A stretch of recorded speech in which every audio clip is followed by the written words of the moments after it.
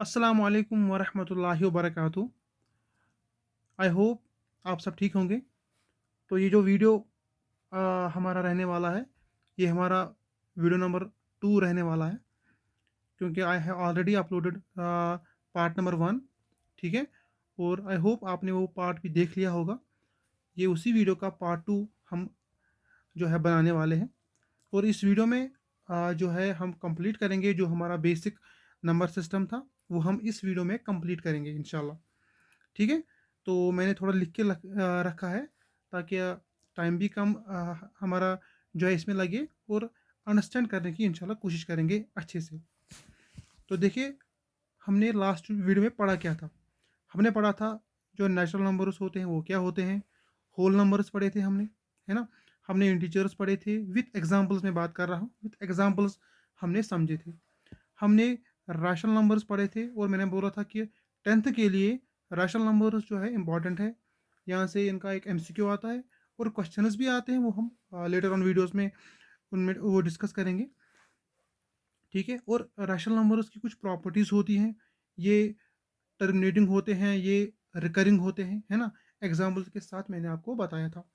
इस वीडियो में हम पढ़ने वाले हैं इरेशनल नंबर्स। ठीक है, अब देखो यहाँ पे मैंने थोड़ा लिख के रखा है, व्हाट आर इरेशनल नंबर्स। ठीक है, देखो रैशनल नंबर्स होते हैं जो जिनको हम पी बाई क्यू की फॉर्म में लिख सकते हैं। लेकिन जो इरेशनल नंबर्स होते हैं, इनको हम पी बाई क्यू की फॉर्म में नहीं लिख सकते हैं, which can not be written in the form of P by Q, है ना। बाकी मसला वही है, पी एंड क्यू जो है इंटीजर्स होते हैं, क्यू की वैल्यू ज़ीरो नहीं होती है ना। लेकिन ऐसे नंबर्स जिनको हम पी बाई क्यू की फॉर्म में नहीं लिख सकते हैं, these are known as irrational numbers. ठीक है, अब चलते हैं थोड़ा आगे। अब इनकी प्रॉपर्टीज़ हैं क्या है। These are non terminating and these are non recurring. मतलब जब जब भी हमारे पास कोई इरेशनल नंबर होगा, अगर हम उसको डिवाइड करेंगे, तो डिवाइड करने के लिए जब हम डिवाइड करेंगे, तो हमें कभी भी रिमाइंडर में ज़ीरो नहीं मिलेगा। That is why they are non terminating. और दूसरा क्या है, दीज आर नॉन रिकरिंग।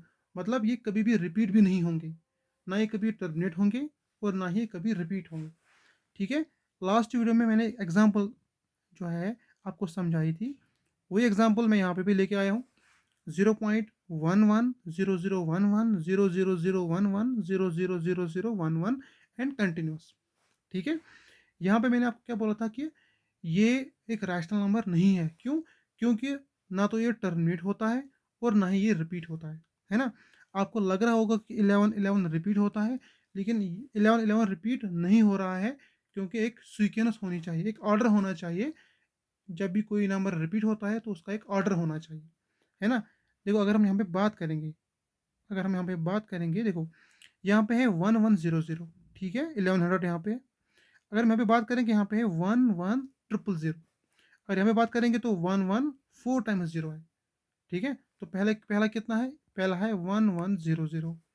उसके बाद कितना है 11, उसके बाद है 000, उसके बाद है 114 टाइम्स 0। तो ये इंक्रीज हो रहा है, लेकिन रिपीट नहीं हो रहा है, और टर्मिनेट भी नहीं हो रहा है। जब भी आप ऐसे डॉट्स देखोगे ना, इसका मतलब ये है कि ये नॉन टर्मिनेटिंग है। ठीक है, that is why it is an irrational number. ठीक है, अब यहाँ पे मैंने आपके लिए एक और एग्जांपल आपके लिए लिख के रखी है, 2.46893469980।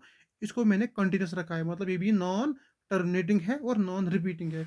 आप देख सकते हो यहाँ पे कोई भी नंबर रिपीट नहीं हो रहा है। ठीक है, अब एक और एग्जांपल है पाई, है ना। पाई भी एक इरेशनल नंबर है ना। और पाई की वैल्यू क्या होती है, 22/7।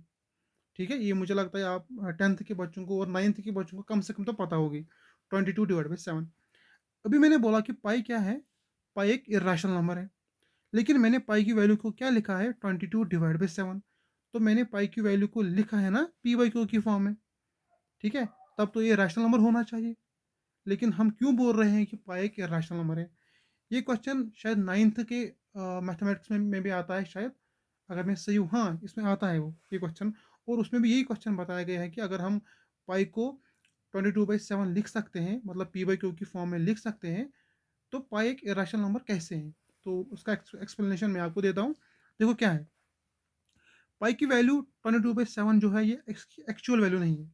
आप कह सकते हैं कि इसकी एग्जैक्ट वैल्यू नहीं है, ये इसकी एक अप्रॉक्सीमेट वैल्यू है, ठीक है? एक अप्रॉक्सीमेट वैल्यू, है ना? और इसकी एग्जैक्ट वैल्यू अगर आप लिखोगे ना, आपका मतलब अगर आप बड़ा व्हाइट बोर्ड लोगे, है ना? हम्म, उस पे आप लिखना चालू करोगे पाई की वैल्यू, है ना? तो आपका व्हाइट बोर्ड खत्म हो जाएगा, लेकिन पाई की वैल्यू खत्म नहीं होगी। क्यों? क्योंकि ये एक ऐसा नंबर है जो कभी खत्म ही नहीं होगा। That is why it is an irrational number, ठीक है? और हम कभी कभार क्या करते हैं, हम पाई की वैल्यू लेते हैं 3.14, ठीक है? ये भी इसकी एग्जैक्ट वैल्यू नहीं है। इसकी एग्जैक्ट वैल्यू क्या है, आप यहाँ पे देखो। यहाँ पे मैंने क्या किया है, मैंने 22 को डिवाइड किया है 7 से, ठीक है? अब डिवाइड तो आपको पता होगा, आई होप डिवाइड आपको पता होगा। तो यहाँ पे मेरा वैल्यू क्या निकलता है, 3.1428 एंड कंटिन्यूस, क्योंकि यहाँ पे रिमाइंडर 4 आ रहा है, तो पॉइंट तो ऑलरेडी मैंने ऊपर जो है चढ़ाया है, तो यहाँ पे 0 आएगा, है ना? फिर से डिवाइड होगा, तो इसका मतलब वैल्यू क्या है, 3.1428 एंड कंटिन्यू, मतलब बहुत बड़ी वैल्यू है ये, है ना? दैट इज वाई पाई क्या है, एक इरेशनल नंबर है। हम 22 डिवाइड बाई 7, या हम लेते हैं 3.14, it is for the sake of calculation, है ना? लेकिन पाई क्या है, एक इरेशनल नंबर है। अगर आपके एग्जामिनेशन में आता है तो पाई एक इरेशनल नंबर ही है, ठीक है? अब और कौन से नंबर्स ऐसे होते हैं जो इरेशनल नंबर्स होते हैं, है ना? ठीक है, उसके लिए आपको पहले पता होना चाहिए कि प्राइम नंबर्स हम किनको बोलते हैं, ठीक है? देखो प्राइम नंबर्स होते क्या हैं, प्राइम नंबर्स ऐसे नंबर्स होते हैं जिनके सिर्फ दो फैक्टर होते हैं। अब फैक्टर क्या है और मल्टीपल क्या है, ये दोनों चीज़ें अलग अलग है, लेकिन हम कभी क्या करते हैं, हम बोलते हैं कि दोनों एक ही चीज़ें हैं, है ना? फैक्टर अलग चीज़ होता है, मल्टीपल अलग चीज़ होता है, ठीक है? अब यहाँ पे एग्जाम्पल के लिए हम लेते हैं 5, ठीक है? देखो 5 को मैं किन किन नंबर से डिवाइड कर सकता हूँ, है ना? या मतलब कि हम कह सकते हैं कि 5 किन नंबर से कटेगा, मतलब एग्जैक्ट डिवाइड किन नंबर से इसको होगा, ठीक है? तो 1 से डिवाइड हो सकता है, 1 5 और 5 एंड 5 1 और 5, है ना? तो इसका मतलब हम 5 को सिर्फ दो नंबर से डिवाइड कर सकते हैं, एक तो 1 है, दूसरा 5 है। इसका मतलब 1 एंड 5 इस 5 के क्या है, फैक्टर्स हैं। फैक्टर्स क्या होते हैं, नंबर्स होते हैं जिनसे हम किसी गिवन नंबर को डिवाइड कर सकते हैं। यहाँ पे 7 है ना? 7 को भी मैं 1 से डिवाइड कर सकता हूँ, 7 को मैं 7 से डिवाइड कर सकता हूँ, है ना? इसके बगैर मैं 7 को किसी भी नंबर से डिवाइड नहीं कर सकता हूँ। इसका मतलब 7 भी एक प्राइम नंबर है, 5 भी एक प्राइम नंबर है। इस तरह 2 मैं लेता हूँ। देखो 2 को मैं 1 से डिवाइड कर सकता हूँ, 2 को मैं 2 से डिवाइड कर सकता हूँ, है ना? तो 2 भी एक प्राइम नंबर है, ठीक है? अब 1 है, 1 जो है ना, 1 को सिर्फ 1 का जो फैक्टर है ना, दैट इज ओनली 1। 1 एक प्राइम नंबर नहीं है। ये भी अगर आपके ऑब्जेक्टिव में आता है, 1 एक प्राइम नंबर नहीं है, ठीक है? अब देखो ये हो गया प्राइम नंबर। अच्छा अगर मैं यहाँ पे एग्जांपल लेता हूँ 8 की, ठीक है? 8 जो है ना, 8 को मैं 1 से भी डिवाइड कर सकता हूँ, 1 8 और 8। इसको मैं 2 से भी डिवाइड कर सकता हूँ, 2 4 और 8। इसको मैं 4 से भी डिवाइड कर सकता हूँ, इसको मैं 8 से भी डिवाइड कर सकता हूँ। तो इसके कितने फैक्टर बन गए? इसके 4 फैक्टर्स बन गए, है ना? इसका मतलब 8 हैज़ 4 फैक्टर्स। कौन-कौन से हैं? 1 2 4 8। इसका मतलब 8 जो है ना, ये प्राइम नंबर नहीं है। फिर ये क्या है? इसको हम बोलते हैं कंपोजिट नंबर, ठीक है? 8 क्या है? This is a composite number, composite number. इसका मतलब कंपोजिट नंबर्स कौन से नंबर्स होते हैं? जिनके फैक्टर 2 से ज़्यादा होते हैं, है ना? जिसके जिनके 2 होते हैं उनको बोलते हैं प्राइम नंबर्स, जिनके 2 से ज़्यादा होते हैं उनको बोलते हैं कंपोजिट नंबर्स, ठीक है? आई होप इतना आपको क्लियर हुआ होगा। अब मैंने आपको ये प्राइम नंबर क्यों बोला, है ना? ये मैंने आपको इसलिए बोला, देखो क्यों? देखो 5 क्या है? 5 एक प्राइम नंबर है, ठीक है?